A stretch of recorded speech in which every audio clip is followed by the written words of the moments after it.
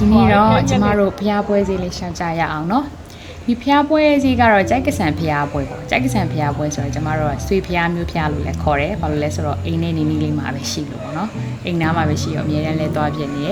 ပြီးတော့ဒီလိုလားပြည့်နေခါကြီးရက်ကြီးဆိုလည်းဖျားပွဲလုပ်လေးရှိရပေါ့နော်ဒါမြန်မာလူမျိုးတွေကတော့လေဒါဟိုရုပ်လက်အမျက်မရွေးပါဘယ်လို class လူဒန်းစားအမျိုးအစားမဆိုလေဒီလိုမျိုးဖျားပွဲတွေပါဆိုတော့ပျော်ကြရတာပဲဘာပဲဖြစ်လေအဲ့လိုမျိုးလူတွေအများကြီးဈေးတွေအများကြီးမုံတွေအများကြီးဒီမှာအဲ့လိုမျိုးသွားရတာကိုပျော်ကြရတယ်စိတ်လှုပ်ရှားကြတယ်ဘာပဲဖြစ်ကွာဒီလားဖျားပွဲလုပ်နေရဆိုရင်တော့လမ်းလေးလျှောက်လိုက်ရမှာကျင်းနေကြတာပေါ့နော်